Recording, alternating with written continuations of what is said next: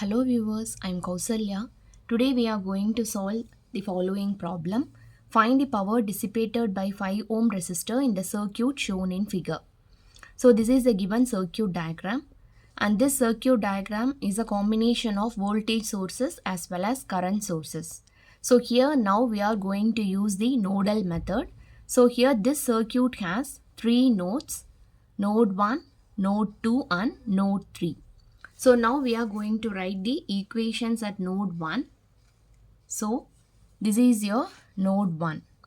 So to this node 1, what are all the current sources that come towards the node 1? This 3 amps and this 5 amps.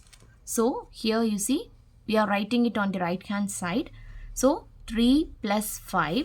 Then apart from that, you see here I have a 40 voltage source in series with 4 ohm resistor. So what will be the current here? It will be 40 by 4, which is nothing but 10 amps. So since we are considering node 1, to this node 1 the positive terminal gets connected. Therefore, this is also a current that flowed towards the node 1. That is, current always flows from minus to plus, right? So current in this voltage source flows like this. So again, this is a current source. This is a current that flowed towards the node. Therefore, its value is 40 by 4. So here you see 3 plus 5 plus this 40 by 4. Okay, this is the current. Okay, these are the currents that flow towards the node. Right. So current flowing towards the node is equal to the currents flowing away from the node. So here you see, first we had write down the current sources. Now we are going to the other things. So here this is V1. Between 1 and 2, 6 ohm is connected. So while writing equations, it is V1 minus V2 by 6. And the next thing here is, you see, this node 1 and node 3 are connected by this 4 ohm resistance. Since here we are writing expressions for node 1, we have to write this one as first. That is V1 minus V3 divided by 4. Right? So here we have written the equations. Now we have to simplify the equations. So first thing is splitting the denominator term and writing individually. And here I am simplifying. Okay, 40 by 4 is 10. So when you add, we get 18. So now in this part, we are taking the similar terms together. So here when you take V1 outside, the remaining terms are 1 by 6 plus 1 by 4. And here it is minus V2 by 6 and here it is minus V3 by 4. So once you simplify, you see here we get the equation as 0.42 V1 minus 0.167 V2 minus 0.25 V3 equal to 18. Okay, name this as equation 1. So now when you look at the remaining nodes, node 2 and node 3, only minimal elements are connected with these nodes. So now we are going to use our super node technique and we are going to write the equations together for node 2 and node 3. So here when you consider node 2, you see, again 6 ohm is connected with node 2 and this 3 ohm. So we can write the equation as V2 minus V1 by 6 plus V2 by 3. Right, this is for your node 2. So I had written that, and the current that flows away from node 2 here is, you see when you look at this diagram, this 5 amps flows away from node 2. Therefore here it should be given with a negative sign. So which is equal to minus 5. Right. Now when you consider your node 3, so again the same thing. When you look at node 3, so here it is V3 by 5 and this 3 and 1 are connected through 4 ohms. Therefore now here you have to write it as V3 minus V1 by 4. Now what about the current source? Again we will be having the same 10 amps, right? 40 by 4 gives you 10 amps. Since we are considering our node 3, you see this node 3 is connected with the negative terminal, right? Therefore here, or else we can simply say that this current flows away from the node 3. Therefore this should be given with a negative sign. Therefore here we are writing it as minus 40 by 4.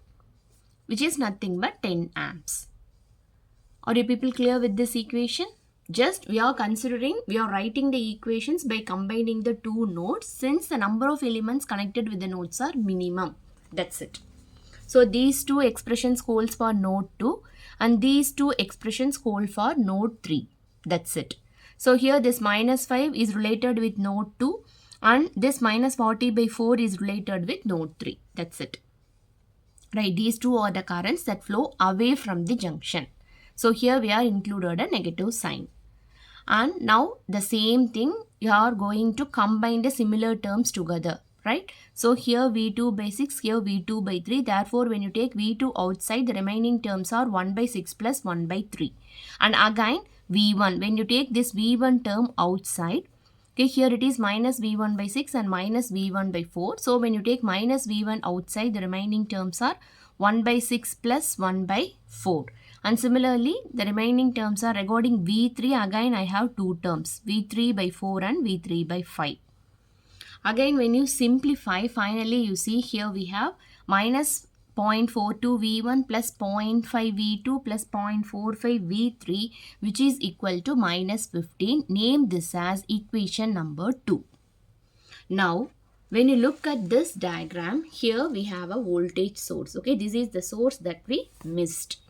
So this voltage source is connected between your between your nodes 2 and 3. So while writing equation, you see this plus terminal is connected with node 3. Therefore, here you can write it as V3 minus V2 is equal to 20 volt. So name this equation as equation number 3. So now we are going to solve these three equations. So first we are going to add equation 1 and equation 2. So this is your equation 1 and this is your equation 2. So when you add, you see these two terms, they get cancelled. And here we have 0.333 V2 plus 0.2 V3 equal to 3. Name this as equation 4. You see this equation is in terms of V2 and V3 and we have an equation which is nothing but V3 minus V2 equal to 20. Okay, this is your equation number 3. So it's very easy to solve. Okay, here we have V2, V3 and again here also we have V3, V2. So I am multiplying this equation number 3 by 0.2. So when I multiply here, it becomes 0.2 V3 minus 0.2 V2 which is equal to 4. And I am writing this equation as such, 0.2 V3 plus 0.333 V2 equal to 3. Now these two terms, they get cancelled and here we have minus 0.533 V2 equal to 1. Therefore, the value of V2 is minus 1.89 volt. So this is the value of V2. Now we have calculated V2. So when you substitute this value of V2 in this equation, we can easily calculate V3. So when you substitute here, finally the value of V3 is 18.11 volt. Okay, this is the value of V3. Now we know the value of V2 as well as V3, so that now you can substitute these values in equation 1 or equation 2. Okay, in both the equations you can substitute to calculate the value of V1. So here when you substitute the value, so when you substitute the values of V2 and V3, you see, again these are all the simple calculations that can be done by using a calculator. So here just solve and finally we end up with the value of V1 as 52.89 volt. So now we have calculated the values of V1, V2 and V3. But what is the problem? Here we have to find the power dissipated by the 5 ohm resistor. Wait, let me show you the diagram. So what we actually need is power dissipated by the 5 ohm resistor. So this 5 ohm resistor is connected with the node 3. Therefore, what is the voltage here? The voltage at node 3 is nothing but V3. So first we start with calculating the current in the 5 ohm resistor. So the current in the resistor is given by the formula V by R. So here the respective voltage is V3 and the resistor which is connected to it is 5 ohm. Therefore V3 by 5. So V3 is 18.11 divided by 5, which gives the answer as 3.62 amps. Now we know the current that flows through the 5 ohm resistor. So it is very easy to calculate the power. So power is given by the formula I square R. So here the value of I is 3.62 the whole square and the value of R is 5. Therefore, here the answer is 65.52 watts. So finally, this is our answer. So this problem gets over here. If you have any doubt, let me know in the comment section. Thank you.